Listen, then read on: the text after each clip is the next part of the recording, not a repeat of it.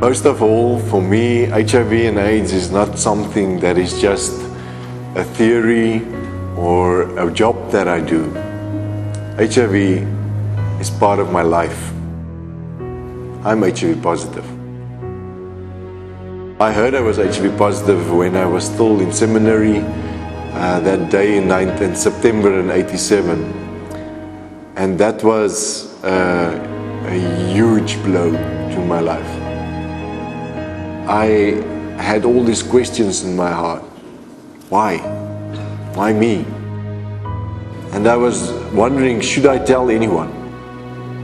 When I arrived back at my home, all my friends were sitting in my room, and the first question they asked me is, "Hey, what did the hospital say?" And at that stage, I was so shocked that I just told them, "Well, I've just heard I've got HIV." They didn't know how to react. At that stage, I was in a relationship with a girl that I really loved. She came to my room just after I told my friends, and I couldn't do anything else. I just had to tell her. She couldn't react at that moment. Eventually, I felt I can't ask this girl to marry me because she might become HIV positive herself. She will never become able to have children. I just felt it was unfair to ask that of a girl to marry me. But she said that she loved me before I became HIV positive. And the fact that I've got a virus don't change anything. My wife, after all this time, is still HIV negative.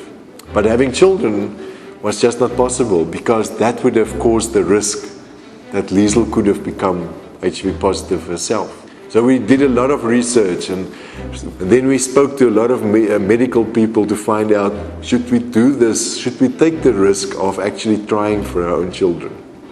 And luckily, within the first month that we tried, Liesl fell pregnant. 3 months later, we tested it, and she was still HIV negative. That meant that our first child was born HIV free.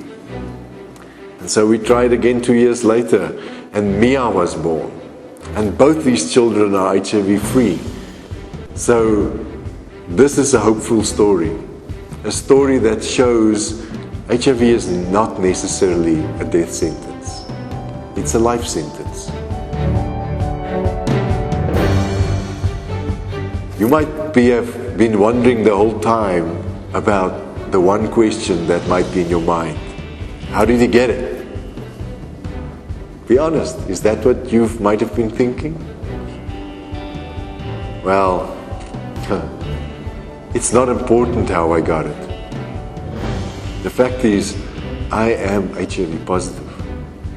But the important thing that we have to tell each other is, it is not important how someone contracted HIV. The fact is that person is in a crisis, the person needs support, needs the embracement of the people that surround him, so that he will be able to know that he's not alone in this. I experienced that support. I got it from my friends, from my family, and that's why partly I'm still here. They could have preached to me about the song that we sing in Africa that says, "What a friend we have in Jesus." But they didn't preach to me about what a friend we have in Jesus.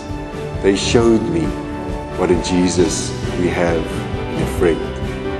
I encourage you to be that friend, to be the church, the body of Christ, that are willing to be there for people with HIV.